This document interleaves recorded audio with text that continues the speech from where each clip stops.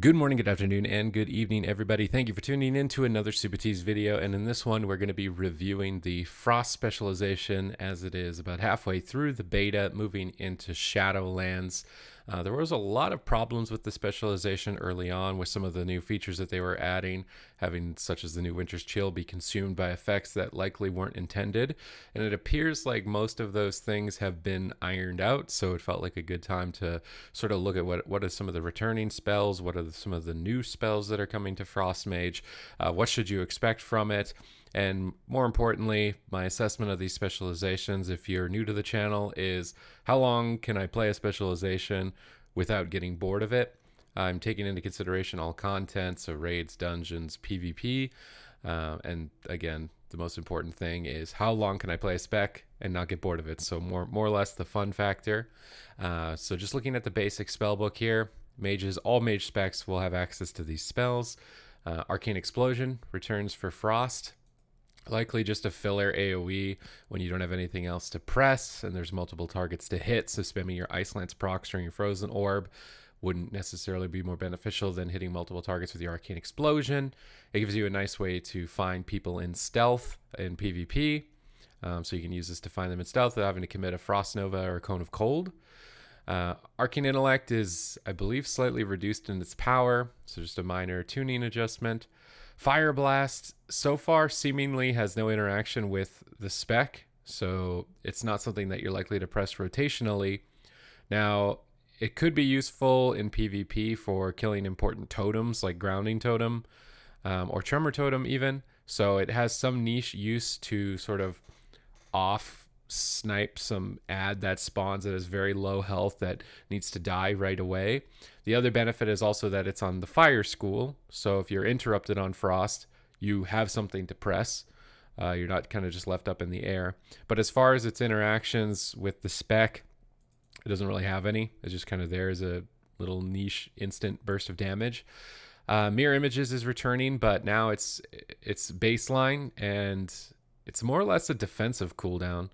So you're going to create 3 copies of yourself. They'll attack, but while your images are active, you take 20% less damage. And if you take direct damage, it will cause one of them to disappear. So it's like a really weird bark skin kind of on a 2-minute cooldown. There's a lot of stuff coming for Frost Mage that's focused on defense. Now, myself personally, I've almost always had a mage alt. I feel like Battle for Azeroth might have been the first time I didn't have a mage alt as like my first alt. And what I missed from it was like those big shatter combos. I don't know why everything is so focused on making mages take less damage, making mages heal themselves. I mean, it's going to make you really strong and you're going to be really powerful in PvP and you're going to have sustain in PvE, but it just seems really unnecessary. But you've got this as an extra defensive option. And that's pretty much it for the baseline Frost or baseline mage spells. Alter Time is coming back, but again, it's not the same Alter Time from Mists of Pandaria. So if you remember the original Alter Time, you could build up your icicles with Frostbolt. You could save all of your Brain Freeze procs or your Ice Lance crit buffs, and then you could press Alter Time.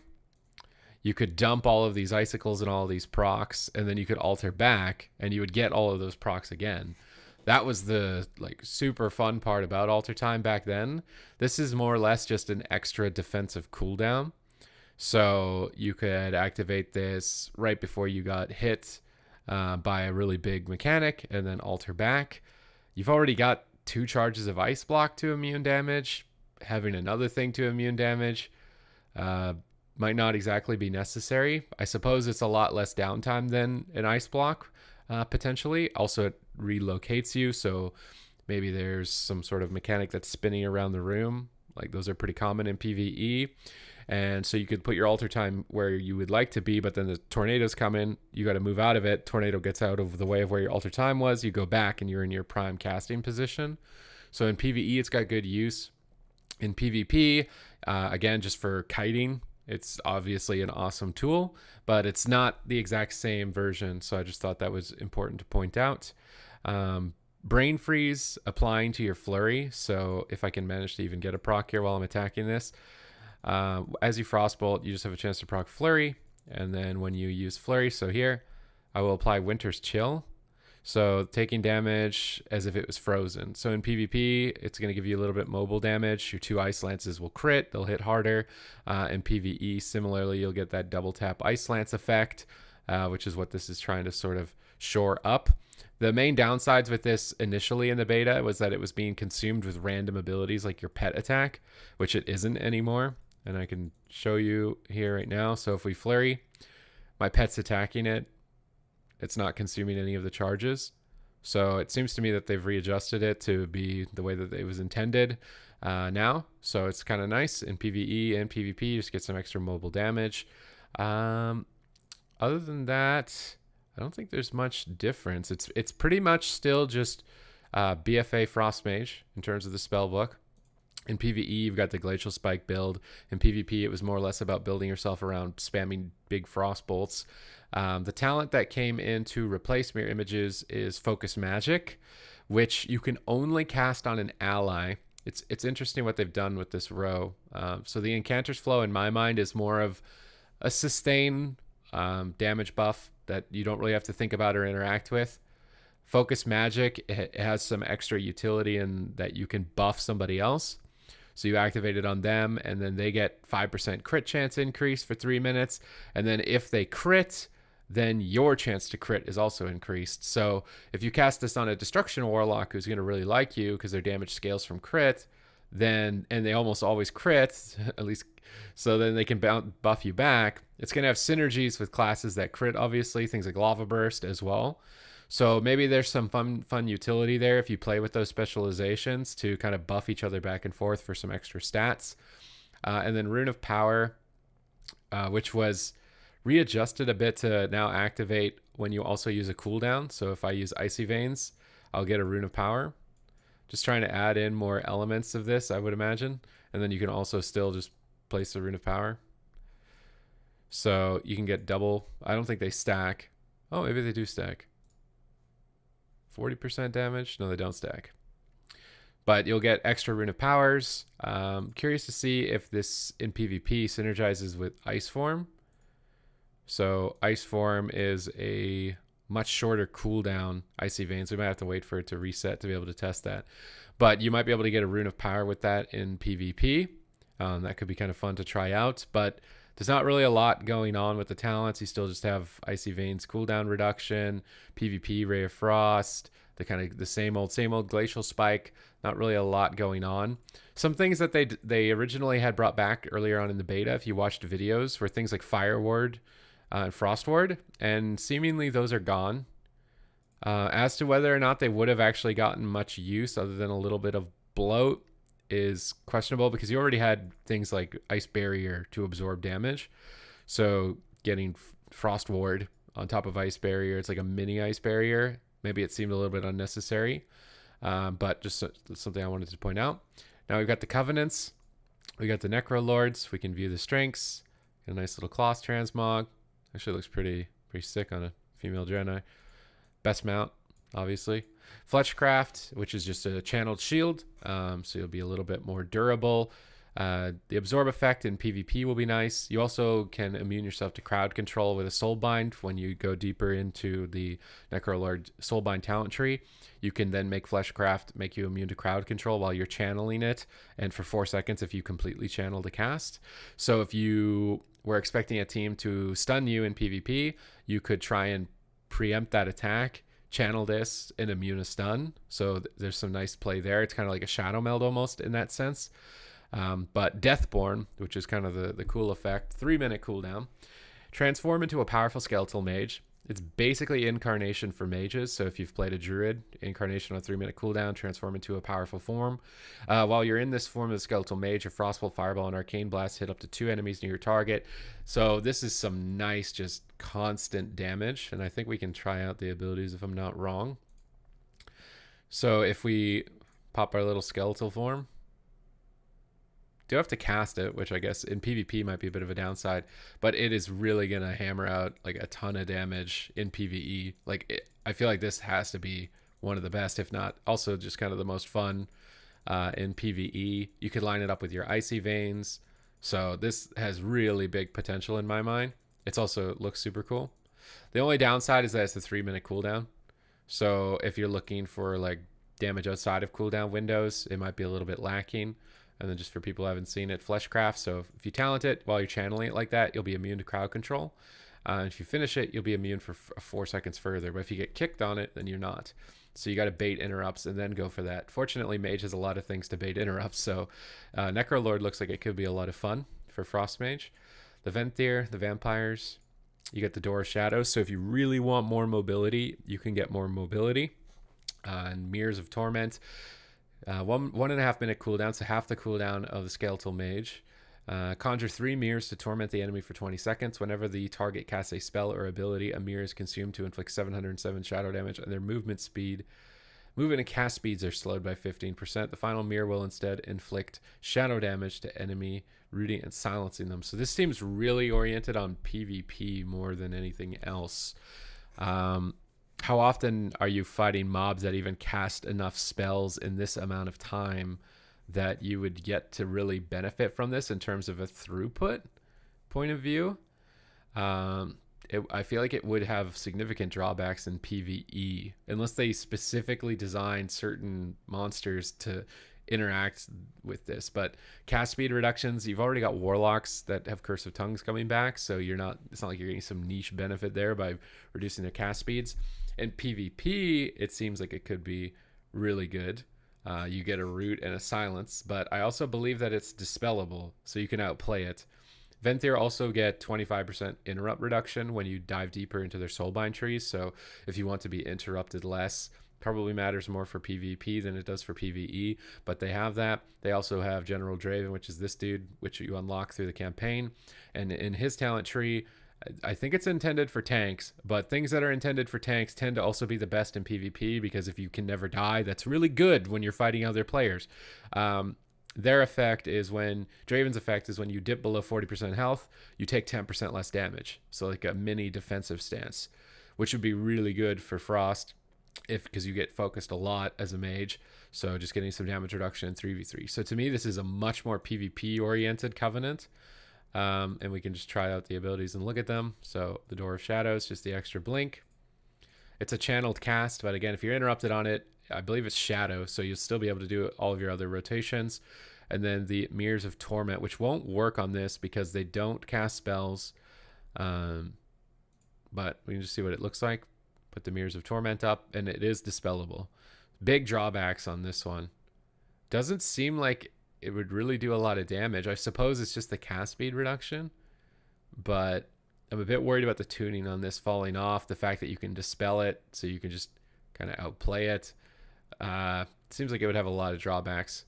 There are other benefits to the Venthyr, like I said, damage reduction and interrupt reduction, but Venthyr is looking a little bit lackluster. And the thing is, this mirror thing is kind of cool, but unfortunately, when it comes to throughput and performance, kind of cool doesn't really cut it.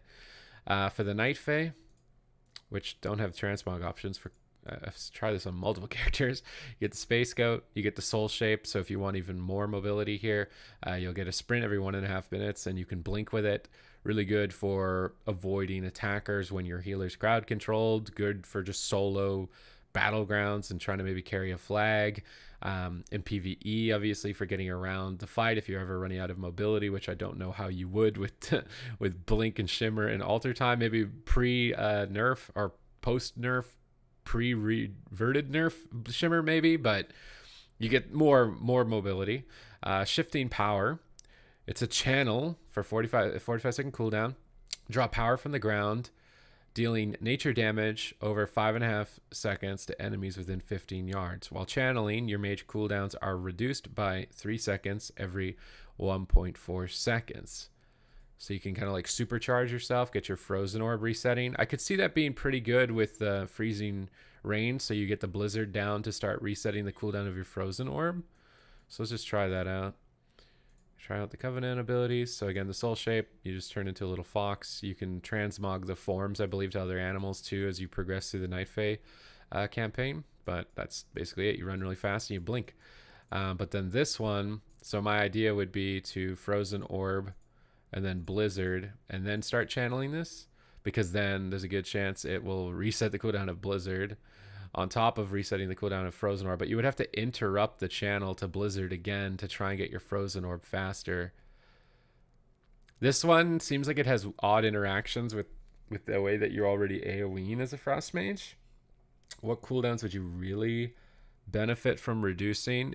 Maybe with a Thermal Void build, getting Icy Veins down to a faster cooldown along with Rune of Power, with a Rune of Power build, so you get double Rune of Power. But as far as the way that it interacts with your rotation, it seems like you just basically stop playing Frost Mage for a sec. All right, shifting power. All right, now we're back to Frost Mage. I wonder if it would be too good to be able to cast other spells while casting it. It looks really cool. In PvP, obviously, you're going to get shut down on this instantly, and it's a little bit uncertain as to whether or not the damage is actually going to be impactful. I suppose you could think of it as like defense as well. You could reset the cooldown of an ice block, maybe get it faster, or an ice barrier.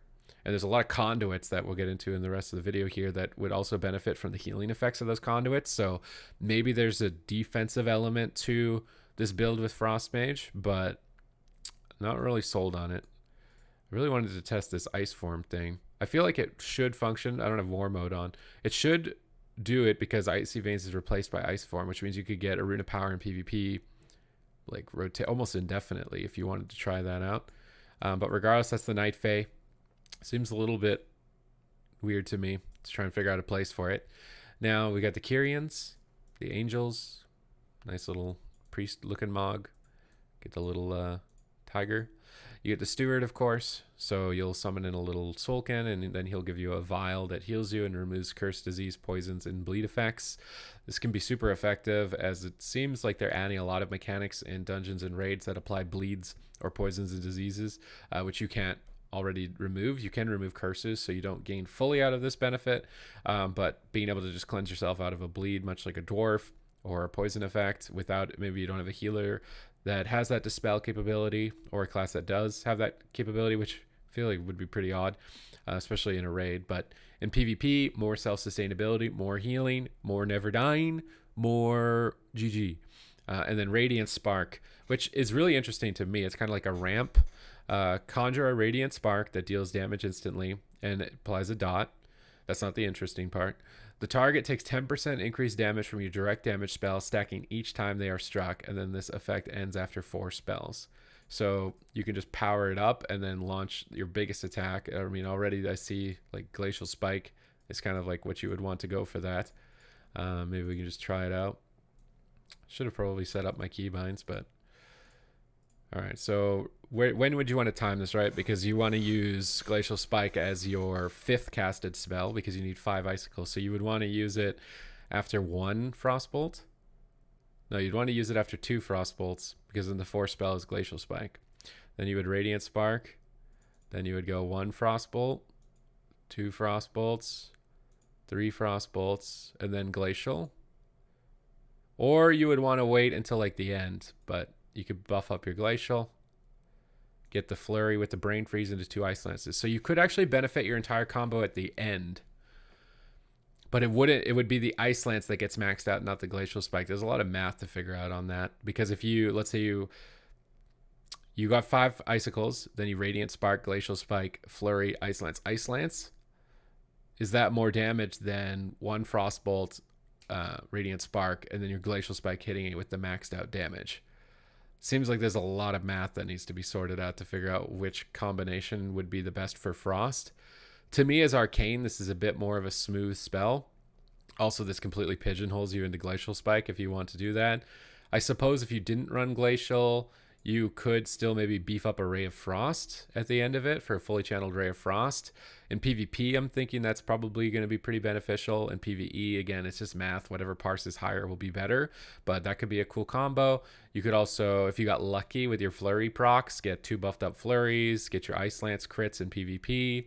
It could be super good for that as a burst window. So this one has a little bit more consistency in my mind in the game as a whole than all of the other options. Necrolord seems like it would be really good in PvE just at all times, but it wouldn't be that great in PvP. And then Venthyr seems really odd in terms of performance potential in all content. It seems directly focused at PvP, but it even has drawbacks in that because the Mirrors of Torment can be dispelled. And then at least it looks like the damage would fall off even all the other options. And then you've got the Night Fae, which was that AoE on the ground that you had to sort of just interrupt everything you were doing with your rotation. The benefit is that you get to reset your cooldowns back a little bit faster. So it might have synergies with Thermal Void and Rune of Power builds, trying to get more of those cooldowns out, but it seems like it's really disruptive in terms of your rotation. And then you got the Kyrian that seemingly, in my mind, would work in all content. It might not be the best raid parser. There's no way to determine what that is going to be just yet until the game is actually out. And even after that, they might just nerf whatever is the top raid parser. So to me, you should pick whatever is more suited to the content you do or whatever looks the most fun and interesting, because there's actually no guarantee that if you picked what someone says is the best, it doesn't get nerfed and end up being the worst. And then you pick the one because it was the best and not because it looked the most interesting or would suit your gameplay. So for me, Radiant Spark fits in all content. It seems kind of cool to ramp up that damage, look for the big hit at the end. That's pretty interesting. And it would be suited in PvP too. So to me, that's my initial assessment of the Covenants here for Frost Mage. Let's take a look at the Soulbinds a bit, and then we'll get into the legendaries. So Soulbinds here. Shivering Core, Blizzard's damage and snare is increased. So some of the big drawbacks to Frost, which are slightly alleviated with the affix changes. Sanguine is your enemy in Mythic Plus. Just the little puddle on the ground, and if monsters stand in it, they heal up to full health. So as a Frost Mage, you are inherently slowing the movement speed of monsters at all times by a lot. Probably the most of any class. So the monsters that are in those puddles don't get out of the puddles, and then they don't take damage. They've changed Sanguine so it doesn't last 60 seconds and it lasts 20. It's still a problem. I think it's still a problem when you could play Frost AoE just as heavily and not have... It's funny that your strength is actually your weakness when it comes to Mythic Plus. In PvP, this is great. I mean, you're just going to annoy the heck out of melee like you already do, and you just can do it even more. And then if there are certain monsters that need to be kited, you could utilize this for extra snares. The main problem is usually monsters that need to be kited are also rootable, so you just use Mass Entanglement, and then you don't need to interact. It would be nice maybe if they made a certain boss fight even where a group of ads spawn that can't be rooted, but they can be slowed. And then you as a mage, that's your time, right? So maybe more packs of mobs that are immune to roots and not slows, and then this one would have more potential.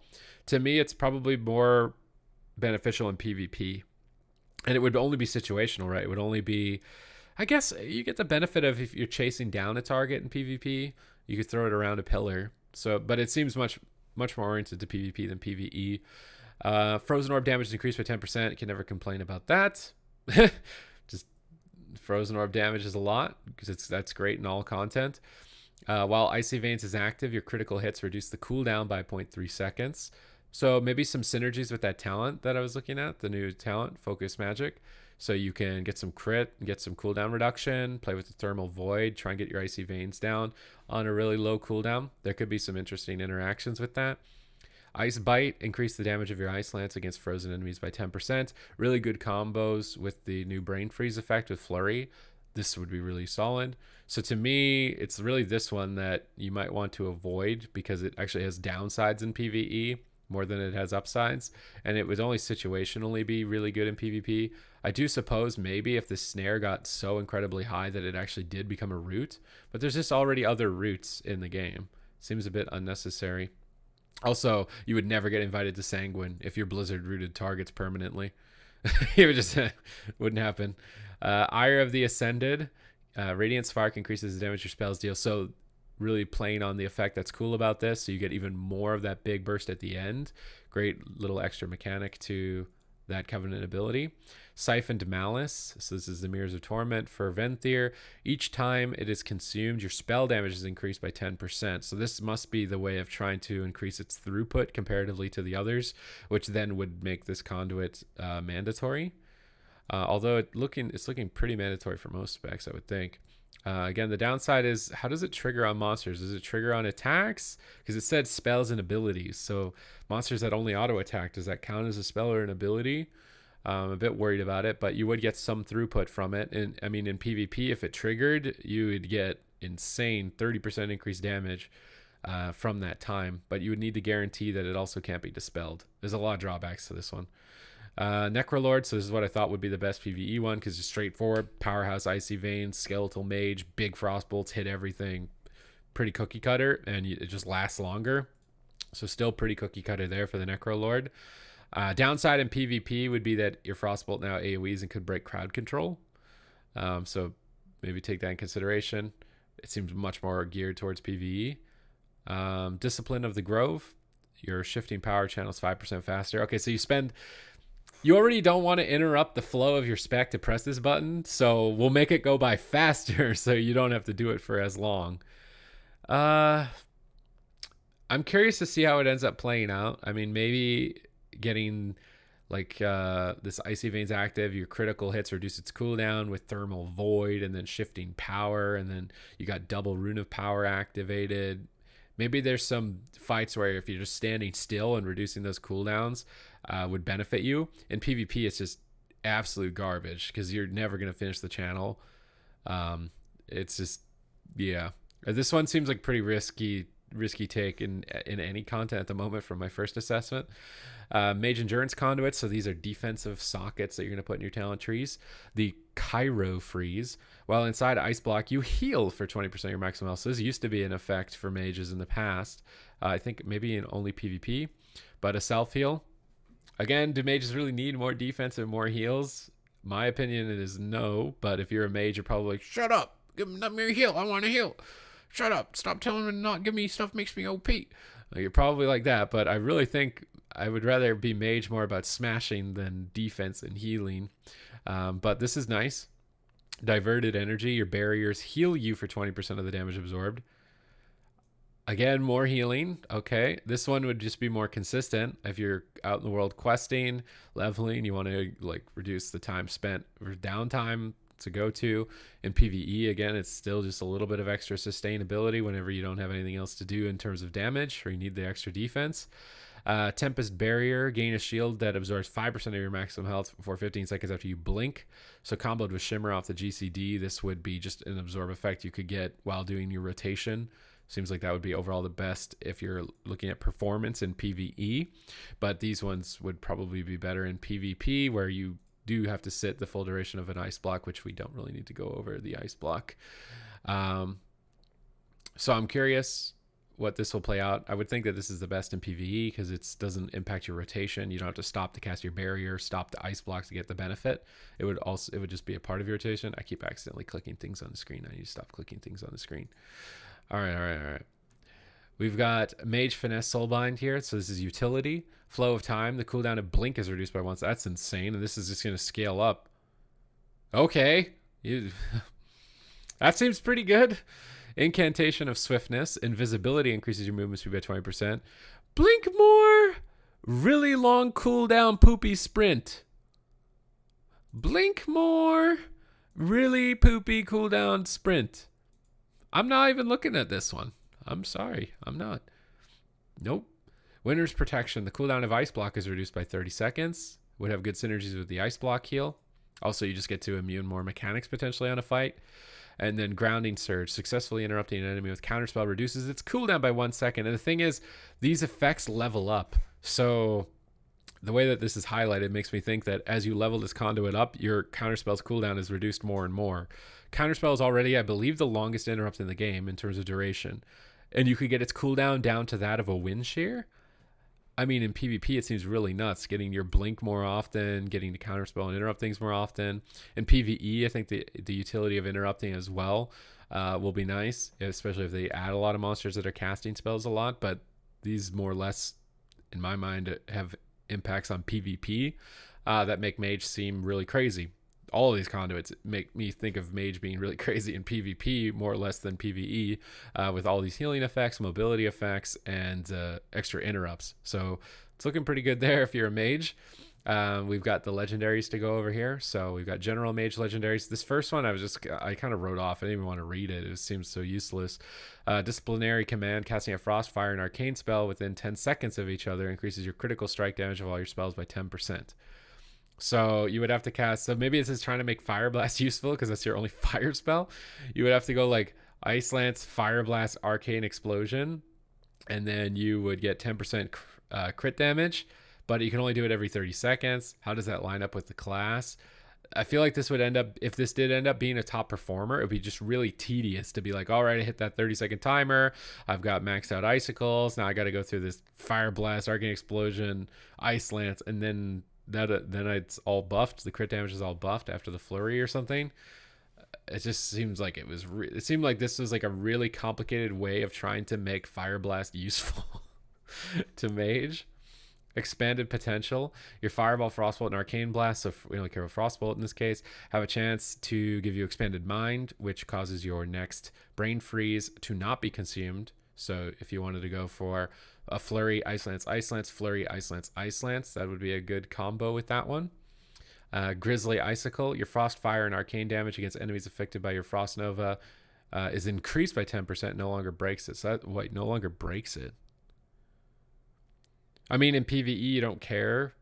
Probably. Actually, it's 10% damage on. I guess it would break to other people's damage, though, right? So this would only have use for you by yourself if it does assume that the Frost Nova breaks to other people's damage. But I'm thinking of like a combo with a Solar Beam, because usually Frost Roots and Solar Beam is something I'm always thinking about. Solar Beam is a silence from a Balance Druid that comes down as an AoE. So if you root a target in the AoE silence, they can't heal. So if you're playing with a Mage that had this, they could Frost Nova someone and you Solar Beam them, they're stuck, and then they can blast them for increased damage. Seems like it's more useful in PvP than PvE, as I would likely think that when you Frost Nova, it's just going to break to your allies in Mythic Plus. But in PvP, you can stop damage. You can tell your partners to stop doing damage. So it seems much more oriented to PvP. Triune Ward, casting any barrier spell grants the effects of Blazing Barrier, Ice Barrier, and Prismatic Barrier. And each Absorb Shield has 40% effectiveness. It would be really lame if this ended up being the best. I'm thinking about PvP, right? Because you just get more shields. All right, you get more shields, a little bit of damage back, magic effects reduced on yourself. This one has potential to just make Mage really lame in PvP, and I don't see it having any use in PvE. You care more about throughput than a minor amount of absorb effects in PvE. But in PvP, these absorb effects are pretty impactful. So this one I'm concerned about overall in the game. But I mean, if you want something that's going to make you never die in PvP, this might be a really good option for you, right? If that's what you want to go for. Frostmage specific legendaries. We got the Cold Front, casting 15 Frostbolts. You want me to count up to 15? Or do you want me to not pay attention to this? Or flurries. So are they added together or are they separate? Because it'd be really hard to get 15 flurries. You'll call down a Frozen Orb towards your target, hitting enemy players. Hitting an enemy player counts as double. Why is it player? So so I only have to cast 7 against a player rather than a monster. Or I could have permanent Frost Nova and do extra damage. I mean, PvE, getting another Frozen Orb isn't a bad idea. And then get Blizzard down to reset the cooldown. It seems like this would be useful in PvE for AoE. And then in PvP, depending on how much you're moving around, will you be able to get that many Frostbolts off? Usually you want to time your Frozen Orbs during crowd control windows. I suppose you could make just a spam build for Frostmage where you're just trying to max out damage and it would be suited to that. But if you're looking for bursty setup playstyles in PvP, it wouldn't be that great. Freezing Winds. While Frozen Orb is active, you gain Fingers of Frost every 5 seconds. While Frozen Orb is not active, each Frostbolt reduces the cooldown of Frozen Orb by 2.5 seconds.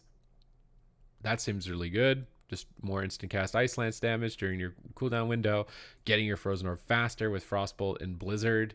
This one, to me, seems a lot more consistent overall to do almost the same thing.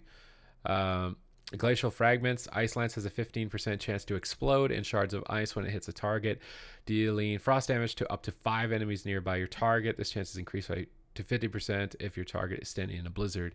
That seems really good.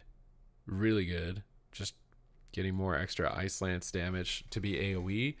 But I thought that the way that the rotation looked was that you should be spamming Arcane Explosion when you don't have anything else during your Frozen Orb and Blizzard because if it hitting Arcane Explosion multiple targets, then this would just completely invalidate Arcane Explosion, but it's probably more damage.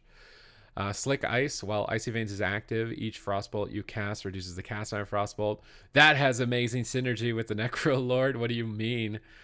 So Necrolord made your Frostbolt AoE, then you Icy Veins and Necrolord at the same time.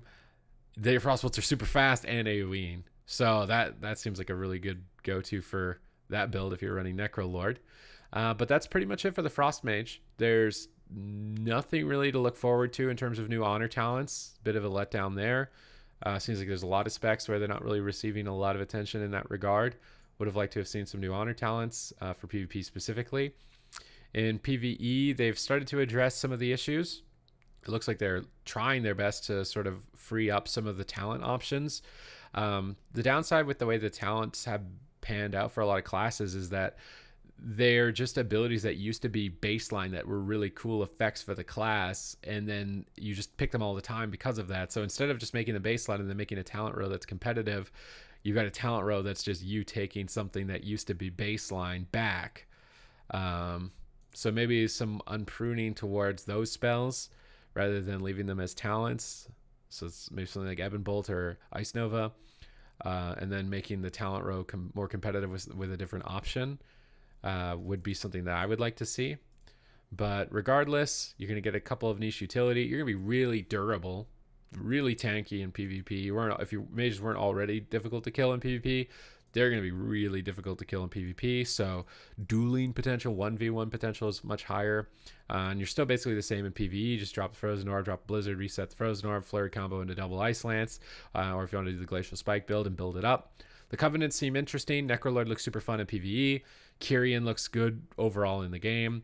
Night Fae seems really strange and odd, and I'm not sure how it's going to end up fitting in. And then Venthyr has a lot of significant drawbacks to it and seems geared specifically to PvP. With it being dispellable and all this other stuff, it seems really weird. But that's my initial assessment for the Frost Mage. I hope you enjoyed the review. If you did, please subscribe to the channel. I have tier lists where I'm ranking the classes. I might do them over again when if more changes start happening to specs, like Frost Mage, Arcane, and Fire got some attention to them recently. So I am considering redoing these tier lists. But the main purpose of the tier lists, which there'll be a video link to above, is to determine whether or not I think it's a spec that I could play for a long time and have fun, because I think that you're going to be pretty invested to a character and progressing its power. You want to pick a spec that you don't get bored of. So that's what those tier lists are geared towards. So if you want to check out those tier lists to see my assessment of the specs in the Shadowlands to help you make your own decision, check it out. I've also got class reviews. I'm going to eventually have every spec. We've got pretty much all of them at the moment. Have every spec with a clear defined review. So if you want to check out a new spec and see my perspective, my point of view, an assessment of it, I'll have a playlist linked as well above, and you can inspect the specializations that are currently available. Again, thank you for tuning in. I hope you enjoyed the video. Leave a like if you liked it. Comment down below if you think I missed something or you want to call me a total idiot, because that's usually what the YouTube comments are used for. We'll see you in the next video.